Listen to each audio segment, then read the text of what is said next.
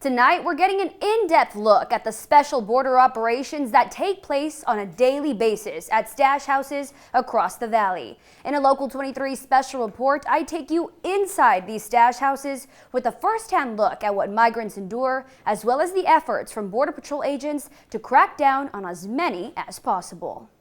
Oye, they're running in the back. No se muevan todos aquí. Policía. Hey, manos arriba. This isn't a scene from a TV show. This is real life. All over the valley, all the way from Rio Grande City to all the way to Bronzeville. Son inmigración.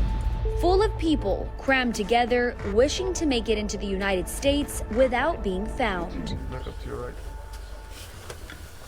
Hola, hola, ¿de qué país vienen? México. México, Guatemala, El Salvador. México. ¿Por qué querías venir? Sueño americano. Honduras está malo. Inside this stash house in Alton, 60 people were cramped up inside an RV and a trailer. Conditions were very poor, no running water, no electricity, very tight-knit, or very, everybody was very close to each other. As you can see, it's a very small location or very small space. Yeah, bro, there's 20 plus. Some cooperate with agents, while others run and hide. Hey, one more. No te muevas. Las manos. This 19-year-old was hiding under a sink, hoping agents would forget to check. We've had people under the sink, so we've had people hiding on top in the attics, right? They'll be hiding behind the doors. We've come across people that are hiding under piles of clothes, right? But this is just one stash house of dozens here in the valley. Policía. We had a case of 60 bodies at a stash house that was, in a house that is supposed to hold 2-3 people at most. Sometimes with drugs and weapons. It doesn't have ammo, but this is a real gun. Mission, Texas. Donna. Edinburg. Usando su apartamento para tener ilegales aquí. Alamo. Policía. 19 people held inside this small trailer. They hadn't had any food or water all day.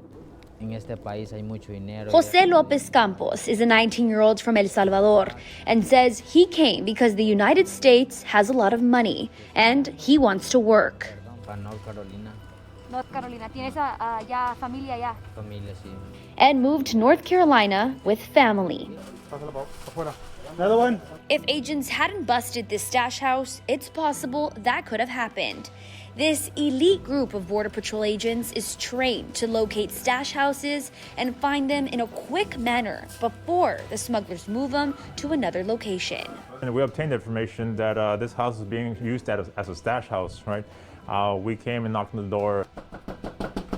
The individual that owns the property answered the door. Con la patrulla fronteriza, aquí vive usted? And gave us consent to come in here to the house and look for aliens or illegal immigrants being housed here, right? Pasa por acá. ¿Tú eres el único aquí? No. Bueno, sí. Bueno, y la señora. Okay. Their priority, rescue anyone that's being held in dangerous conditions. They might not have any air conditioning, any heating. The food, they might not have food. They'll provide food for them once a day. After the migrants are checked out and cleared, then large contractor buses take them to be processed. And agents head out to find their next stash house. We're protecting our communities. We live here. I was born and raised in the Rio Grande Valley. So that's the reason we do this, to make sure that our communities are safe.